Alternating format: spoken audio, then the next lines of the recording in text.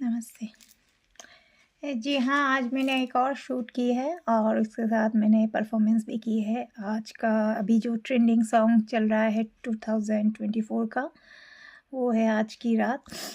देखिए, मैं एक बात छोटी-सी बात, मैं बहुत छोटी इंसान हूँ। मैं कोई अपने आप को इन्फ्लुएंसर फलाना-फलाना बोलना पसंद नहीं करती जस्ट बिकॉज़ मैंने काम किया है। मैं शिक्षित हूँ और एक मॉडल हूँ। मेरी माँ 10 साल तक कथक सीखी थी। मेरी माँ क्लासिकल सिंगर थी। और बहुत ज़्यादा रिनाउंड जो बोलते हैं बंगाल की श्यामा संगीत विशारद जो है स्वर्गीय पन्नालाल भट्टाचार्य, वो घर में आके माँ को और मौसी को गाना सिखाते थे। डांस माँ ने सिखाया, मौसी ने नहीं सीखा था। 10 साल तक उम्र, और ये गाना तो बहुत 15-16 साल तक माँ ने सीखा था। उसके बाद ऐसा कोई म्यूज़िकल इंस्ट्रूमेंट्स नहीं है जो मेरी माँ ने ना सीखा हो। लेकिन मेरी ज़िंदगी बहुत डामाडोल से गई है, क्योंकि माँ कलकत्ता में जन्म लेके पली बड़ी वहीं हुई है टिल शादी शादी तक। तो माँ को वो लिबर्टी मिली थी सब कुछ सीखने के लिए। लेकिन मैं आज पापा के साथ यहाँ ट्रांसफ़र हो रहा है, कल वहाँ ट्रांसफ़र हो रहा है। एजुकेशन ही इतना डामाडोल रहता, तो एक्स्ट्रा करिकुलर जो एक्टिविटीज़ है वो कहाँ से सीख पाऊँगी। फिर भी जब मैं कलकत्ता आई, पापा ने जब वीआरएस लिया, तो मेरी माँ ने मुझे डांस में भरतनाट्यम में डाला। लेकिन लॉन्ग टाइम में कर नहीं पाई, क्योंकि मेरे पापा को ये सब पसंद नहीं है। घर में घुंघरू की आवाज़ मेरे पापा को पसंद नहीं था। पापा बोलते थे कि हम वो ज़मींदार नहीं है जहाँ तवाइफ लोग आते हैं, जिसके घरों में तवाइफ लोग आते हैं। हम शिक्षित ज़मींदार हैं, और जिन ज़मींदारों के घरों में घुंघरू की आवाज़ बजती है, वो ज़मींदारी नहीं रहती है। वो एक टाइम पर पूरा वंश ख़त्म हो जाता है। तो पता नहीं वो पापा की सोच थे, तो इसलिए मैं कंटिन्यू करी। पापा को डांस से कोई प्रॉब्लम नहीं है, वो घुंघरू की आवाज़ से प्रॉब्लम है, और क्लासिकल डांस विदाउट घुंघरू इज़ नथिंग। मेरा बोलने का इसलिए ये सब मकसद है कि मैंने ये आज की रात मैंने गाना देखा है, हर कोई देखता है तो मैंने भी देखा है। लेकिन उसका जो स्टेप्स है, वो उसका जो बोल और उसका जो स्टेप्स है, कहीं भी कोई तालमेल नहीं बैठता है। फर्स्ट बात मेरे हिसाब में, अकॉर्डिंग टू मी, मैं किसी को जज नहीं कर रही। दूसरी बात है, जो रील्स बच्चियाँ बना रही है, जो बच्चियाँ रील्स बना रही है, तो वो लोग इतनी मेहनत करते हैं एक स्टूडियो में जाके रील्स वील्स बनाना, अपने वो इसी अटायर में गेटअप लेना, सब कुछ मेकअप वगैरह इतना कुछ खर्चा करती है।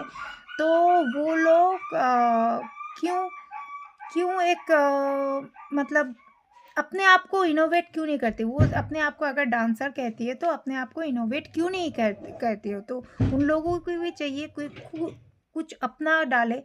एक कोरियोग्राफर वो कोरियोग्राफ कर चुके हैं, चाहे वो वल्गर हो, चाहे वो अटपटा हो, चाहे वो अच्छा हो, बुरा हो, कुछ भी हो, लेकिन अपने आप से कुछ इनपुट देना चाहिए। मेरा वही सोच है। मैं एक फेमस मिर्चंदानी शायद नाम होगा, देवेश ना देविश मिर्चंदानी, जो सिंधी है। He is a renowned world famous renowned Kathak dancer.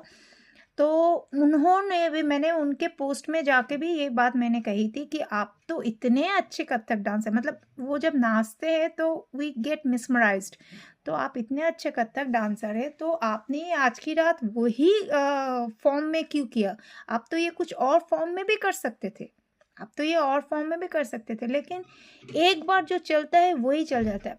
मेरा कोई तालमेल बैठता ही नहीं था कि आज की रात आप बम्प कैसे दिखाएँगे? बम्प से क्या लेना देना?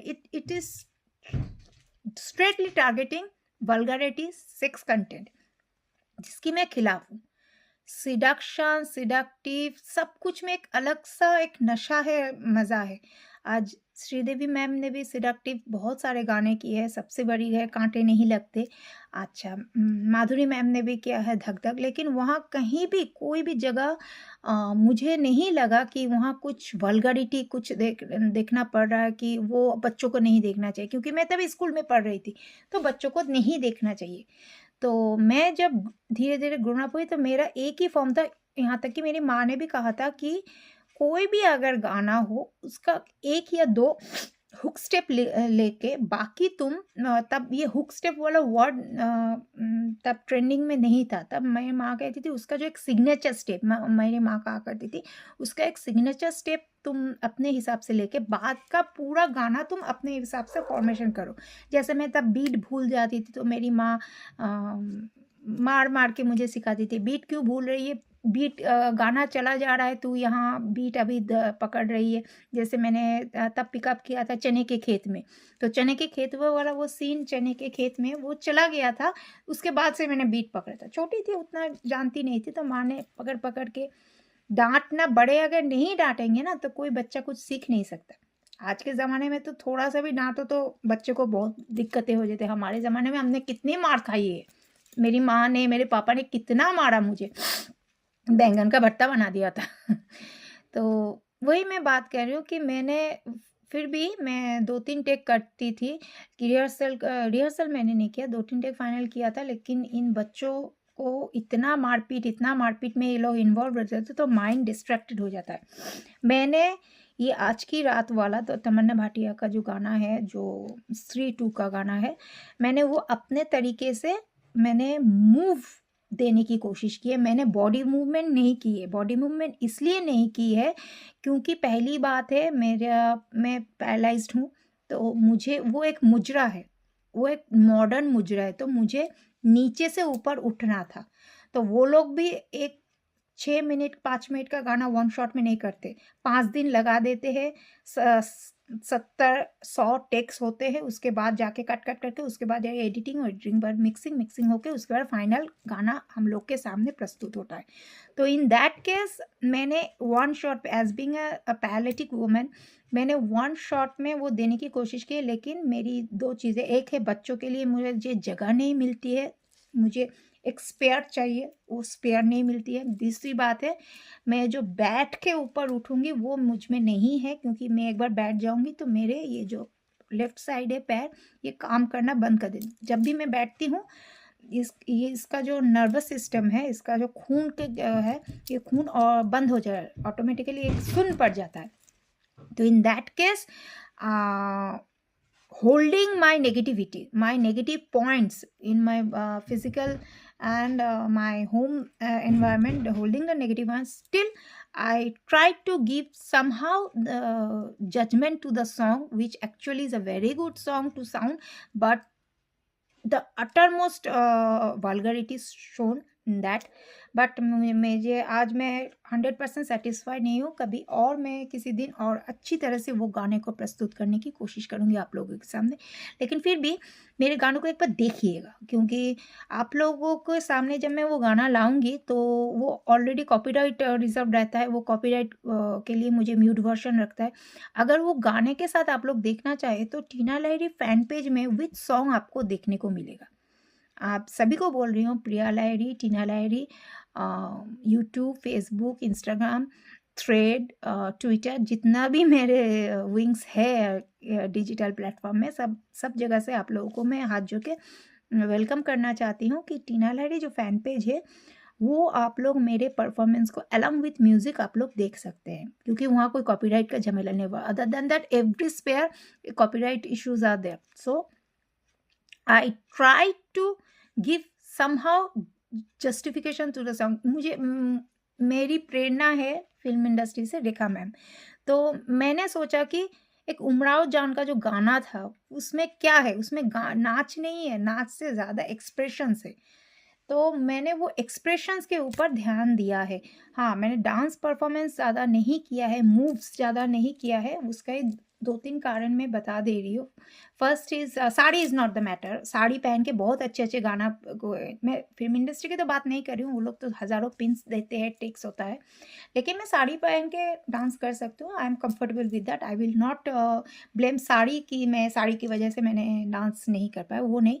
मेरा जो फिज़िकल डिसेबिलिटी है वो उसके वजह है, और बच्चों के लिए मुझे सर्दी का मौसम है, बड़ा जगह देना पड़ रहा है, और ये लोग इतना चीखते चिल्लाते हैं, माइंड डिस्ट्रैक्टेड हो जाता है, तो उसके कारण मैंने जितना हो सके मैंने जस्टिफिकेशन करने की कोशिश की। Other than that I have sari video also, net की साड़ी पहनी है आप लोगों के होंगे। और मैं बोल दूँ इसके बाद आप लोग को डायरेक्ट मैं मिलूँगी क्रिसमस स्पेशल में, तो उसमें मत कहिएगा कि इसमें भी साड़ी क्यों नहीं पहना है। तो दूसरे कपड़ों को भी इज़्ज़त दीजिए, वो भी कपड़े ही है, अच्छे लगते हैं। मैं और देखिए दाल रोटी हर 365 दिन तो कोई नहीं खा सकता है। जायका चाहिए, कभी पालक पनीर चाहिए, कभी दाल मखनी चाहिए, कभी राजमा चावल चाहिए। मैं जैसे खाना पसंद करती हूँ, तो वैसे ही साड़ी की भी बहुत ज़्यादा वैरायटी होती है, लेकिन वेस्टर्न, एथनिक, इंडियन ये सब को भी थोड़ा-थोड़ा करके जगह देनी चाहिए।